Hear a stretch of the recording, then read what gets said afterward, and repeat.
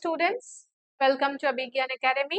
Let us discuss an important topic of your polity and that is the Supreme Court of India. So आज हम लोग Supreme Court of India के ऊपर discussion करेंगे, which is a very important topic in your syllabus. तो see guys, supreme court के बारे में जब भी हम लोग बात करेंगे तो supreme court is considered as the apex court in the Indian judiciary. ठीक है, इंडियन जुडिशरी में जो सबसे हाईएस्ट लेवल ऑफ अथॉरिटी है वो है हमारा सुप्रीम कोर्ट, और जिनको हम लोग कंसीडर करते हैं as the guardian of the constitution. ठीक है, इनको हम लोग as the guardian of the constitution बोलते हैं. तो इंडियन जुडिशरी का अगर स्ट्रक्चर हम लोग देखेंगे देन सबसे हाईएस्ट लेवल पे है हमारा सुप्रीम कोर्ट, उसके बाद में है हाई कोर्ट, उसके बाद में है the district courts and the session court. और इसमें भी दो डिवीजन है इन द लोअर लेवल, एक सिविल ब्रांच हो जाता है, एक आप लोगों का क्रिमिनल ब्रांच हो जाता है. सिविल ब्रांच जो है सबऑर्डिनेट कोर्ट्स जो है सबऑर्डिनेट जजेस कोर्ट, इसका जो है मुंसिफ कोर्ट्स के अंडर में आएगा. और यहाँ पे क्रिमिनल जो ब्रांच है जो कोर्ट ऑफ सेशन बोलते हैं, यहाँ पे देखेंगे हमारा चीफ मैजिस्ट्रेट और इसके अंडर में रहेगा जुडिशियल मैजिस्ट्रेट.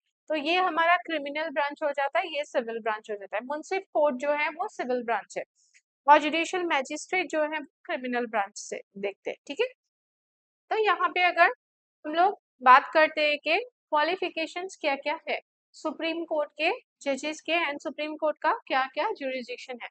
तो if you talk about the qualification of the supreme court या फिर number of the supreme court के जजेस, अभी जो है 34 जजेस है in the supreme court, but अभी रिसेंटली जो है थोड़ा सा इसको इंक्रीज किया गया है. ठीक है, 34 अभी रिसेंट तक था, एकदम रिसेंटली अभी आप लोग चेक कीजिएगा ये जो नंबर है ये थोड़ा सा अभी जजेस का नंबर इंक्रीज किया गया है. सो 34 में से 1 will be the chief justice of India and the other will be the supreme court के जजेस.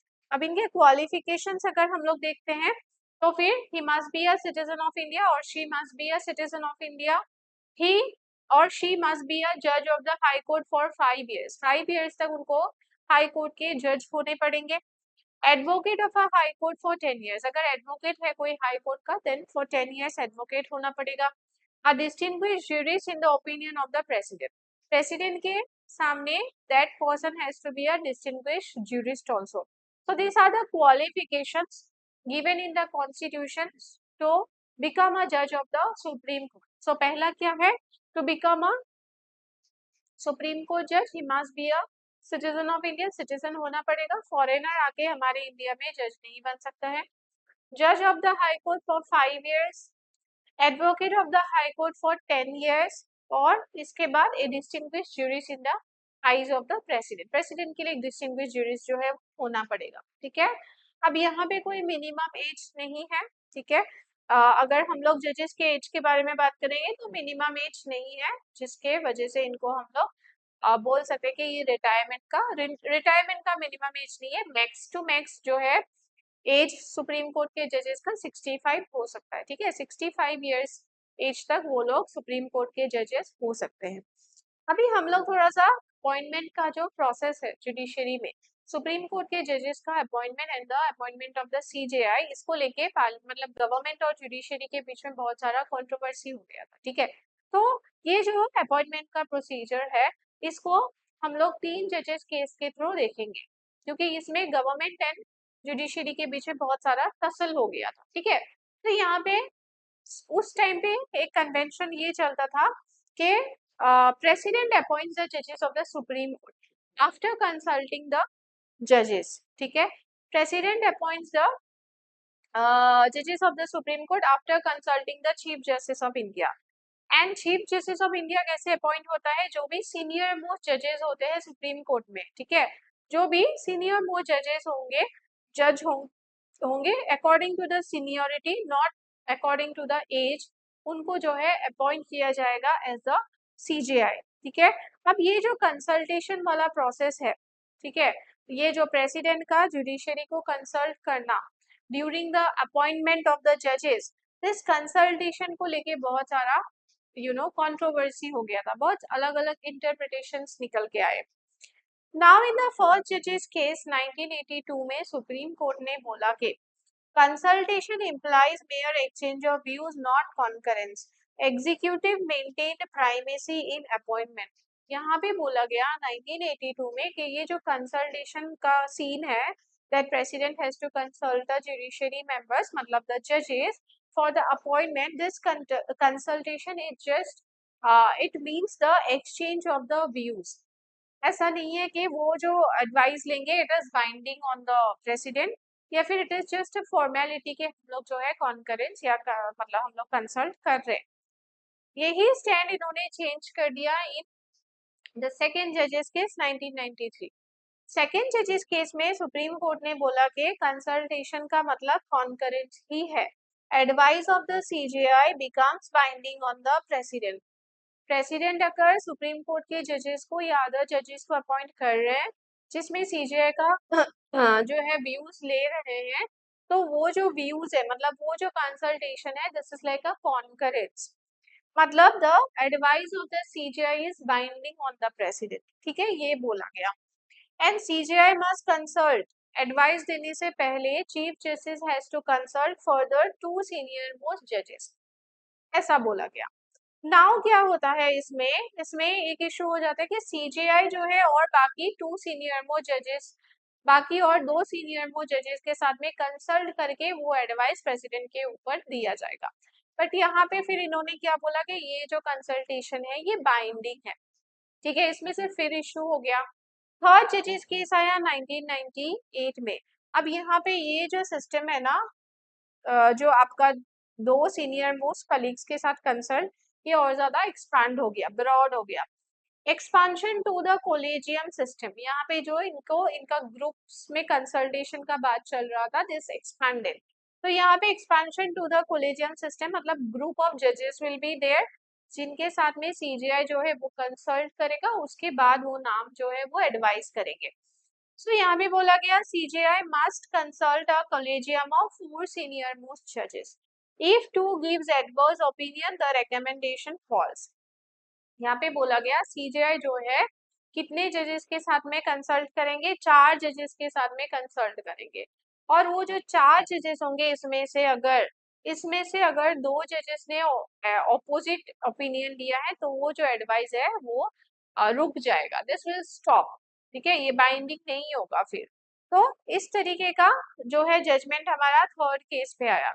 अभी का क्या सीन है, अभी भी प्रेसिडेंट ही अपॉइंट करता है और यही कोलेजियम सिस्टम फॉलो होता है जहाँ पे सीजीआई जो है 4 सीनियर मोस्ट जजेस के साथ में कंसल्ट करेंगे, उसके बाद the name is advice to the president and accordingly president appoints the जजेस। ठीक है, तो यहाँ पे अगर हम लोग बात करते हैं जजेस के टेन्योर में, अब अपॉइंटमेंट का हमने देखा यही प्रोसीजर फॉलो होता है, प्रेसिडेंट जो है वो अपॉइंट करते हैं और हमारे यहाँ पे आपका कंसल्टेशन होता है। ठीक है, कोलेजियम सिस्टम पे कंसल्टेशन होता है। ठीक है, तो उसके बाद में अपॉइंटमेंट के बाद में इनका जो टेन्योर है टेन्योर भी सिक्योर होता है। ठीक है, अब ऐसा नहीं है कि प्रेसिडेंट ने अपॉइंट किया है तो प्रेसिडेंट कभी भी चाहे तो उनको रिमूव कर सकता है, ऐसा नहीं है। तो ये जो जजेस है इनको रिमूवल करने का जो प्रोसेस है ये भी बहुत ज्यादा टफ है। ठीक है, the process for the removal of the जजेस is very tough in the parliament. तो यहाँ पे अगर हम लोग देखेंगे तो इनके अगेंस्ट पे अगर कोई ऐसा मोशन, अगर कोई ऐसा रिजोल्यूशन पास करता है for the removal of the जजेस of the supreme court, then that motion जिस भी हाउस में वो मोशन स्टार्ट होगा, that motion has to be signed by 100 members. अगर लोकसभा में ये पास हो रहा है तो 100 मेंबर्स, अगर राज्यसभा में पास हो रहा है तो 50 मेंबर्स। ठीक है, अगर लोकसभा में ये रिजोल्यूशन इनिशिएट हो रहा है तो 100 मेंबर्स का सिग्नेचर चाहिए और राज्यसभा में हो रहा है तो 50 मेंबर्स का सिग्नेचर चाहिए।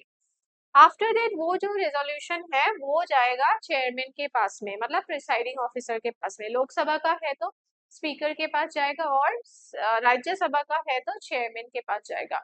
आफ्टर एक्सेप्टिंग दैट रेजोल्यूशन फिर presiding officer will allow for the formation of a 3 member investigative committee. Now this 3 member investigative committee will see the charges के चार्जेस जो जज के ऊपर लगा गया है वैलिड है या इनवैलिड है, they will look after that matter. After that अगर गिल्टी इनको मिला है देन वहां पे फिर ये पार्लियामेंट में जाएगा। वो जो मोशन है जज का रिमूवल का, वो मोशन फिर पार्लियामेंट के पास जाएगा और पार्लियामेंट में जो है वो मोशन स्पेशल मेजोरिटी में पास होना पड़ेगा, ठीक है, दोनों हाउस में स्पेशल मेजोरिटी में वो मोशन पास होना पड़ेगा, और उसके बाद में जब वो मोशन पास हो जाएगा, only after that the judge gets removed.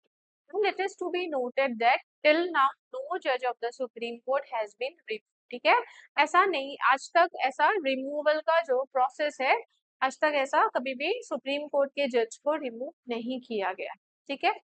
अब सुप्रीम कोर्ट के पास क्या क्या पावर्स है, ठीक है। If you talk about the powers of the supreme court can issue writs. Writs मतलब क्या है, writ is like a order, ठीक है, एक ऑर्डर इशू कर रहे हैं जिसके अंडर में वो जिसके अगेंस्ट पे कर रहे हैं उनको वो काम करना पड़ेगा।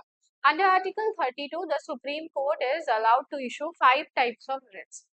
क्या क्या रिट्स है, habeas corpus, mandamus, prohibition, quo warranto, certiorari. This type of writs were allowed to issue by the supreme court. High courts को भी अलाउड है, ठीक है, ये अपना अपना अलग अलग मीनिंग है, that we will see in a different video. आज जस्ट पावर्स हम लोग देख रहे हैं। Now the jurisdictions of the supreme court, कौन से जो है लेवल पे उनका जुरिसडिक्शन होता है। फर्स्ट है हम लोगों का एपेलेट जुरिसडिक्शन। एपेलेट जुरिसडिक्शन मतलब अपील जहां पे हम लोग करते हैं, तो supreme court is considered as the highest court of appeal, ठीक है, इसको हाईएस्ट कोर्ट ऑफ अपील बोलते हैं। अगर हाई कोर्ट ने कोई डिसीजन कोई जजमेंट दे दिया है, उसके अगेंस्ट पे हम लोग सुप्रीम कोर्ट पे अपील कर सकते हैं, या लोअर कोर्ट्स के भी कोई अगर जजमेंट है तो उसके अगेंस्ट पे भी हम लोग सुप्रीम कोर्ट पे अपील कर सकते हैं। एडवाइजरी जुरिसडिक्शन, प्रेसिडेंट को कुछ कुछ केसेस पे president needs advice with respect to law related कुछ matters है, then president needs advice, so president उस time पे supreme court से जो है मांग सकता है, they can, the president can ask the advice. This is mentioned in article 143, and the advice that will be given by the supreme court is not binding on the president. president उस advice को मान भी सकते हैं, नहीं भी मान सकते, ठीक है। उसके बाद में judicial review, contempt of court, ये जुडिशियल रिव्यू का जो कॉन्सेप्ट है, ठीक है, जुडिशियल रिव्यू का जो कॉन्सेप्ट है, the supreme court is the guardian of the constitution. तो जुडिशियल रिव्यू करेगा सुप्रीम कोर्ट, अगर पार्लियामेंट कोई लॉ पास करता है तो उस लॉ का जुडिशियल रिव्यू होगा by the parliament, and if that law, ठीक है, if that law contravenes the provisions of the constitution, that then law can be declared as null and void by the supreme court, ठीक है। तो judicial review का जो है power है। Court of record, जो भी जजमेंट्स एंड ऑल है वो as evidentiary value court of record के हिसाब से रखा जाता है। रिवाइजरी जुरिसडिक्शन, अपना ही जजमेंट को वो लोग चेंज कर सकते हैं, करेक्ट कर सकते हैं, ठीक है, ऐसा कोई हार्ड एंड फास्ट नहीं है, पहले जजमेंट में कुछ बोला है तो वो नेक्स्ट में भी वही एप्लीकेबल होगा, they can correct their judgements, ठीक है। कंप्लीट जस्टिस प्रोवाइड करने का जो रिस्पॉन्सिबिलिटी है वो भी हमारे जुडिशरी के पास है, सुप्रीम कोर्ट के पास है। ओरिजिनल जुरिसडिक्शन, सुप्रीम कोर्ट के पास ओरिजिनल जुरिसडिक्शन है when it comes to the federal disputes, मतलब स्टेट्स पे अगर कोई डिस्प्यूट हो गया, सेंटर और स्टेट्स पे कोई डिस्प्यूट हो गया, इन सारे केसेस में फेडरल डिस्प्यूट्स में ओरिजिनल जुरिसडिक्शन है। उसके बाद एपेलेट जुरिसडिक्शन, जो अपील करने का, ठीक है, कॉन्स्टिट्यूशनल, सिविल, क्रिमिनल सब में एपेलेट जुरिसडिक्शन है। एडवाइजरी, प्रेसिडेंट को एडवाइस दे सकते हैं। जुडिशियल रिव्यूज को अपना जुडिशियल रिव्यू कर सकता है। अंडर आर्टिकल 13 कोई भी अगर लॉ इंटरवीन कर रहा है तो फिर उस पे सुप्रीम को जो है कर सकते हैं। अब थोड़ा सा यहाँ पे कंपेयर किया है between American judicial and Indian judicial. अगर यहाँ पे ओरिजिनल जुरिसडिक्शन देखा जाए तो हमारा इंडियन जो सुप्रीम कोर्ट है, दिस इज ओरिजिनल जुरिसडिक्शन हमारा फेडरल डिस्प्यूट्स के केस में है। यहाँ पे ऐसा नहीं है, this is wide, naval forces, maritime ambassadors, इन सब में ओरिजिनल जुरिसडिक्शन है। यहाँ पे appellate jurisdiction constitutional, civil and criminal सब में है। यहाँ पे नैरो है अमेरिका में, confined mostly to the constitutional cases only. Advisory में पॉजेस इज एडवाइजरी जुरिसडिक्शन, यहाँ पे ऐसा कोई एडवाइजरी जुरिसडिक्शन नहीं होता है। Judicial review based on the procedure established by law, यहाँ पे अलग है, यहाँ पे ड्यू प्रोसेस ऑफ लॉ है, ये ज्यादा ब्रॉड है, ठीक है, इसके कंपैरेटिवली ये ज्यादा ब्रॉड है। तो हमने explicitly procedure established by law लिख के रखा है हमारे संविधान में, कॉन्स्टिट्यूशन में, बट इम्प्लिसिटली हम लोग इसको भी कुछ कुछ केसेस पे अप्लाई करते हैं, ठीक है। तो ये था आप लोगों का सुप्रीम कोर्ट का चैप्टर। ये जो भी टॉपिक्स मैंने कराया है, it is a very important from your exam perspective. Writs को हम लोग अलग से देखेंगे एक दूसरे वीडियो में, ठीक है, मैं शॉर्ट वीडियो एक रिट का लेके आऊंगी। I hope this video is helpful for you guys. Thank you very much.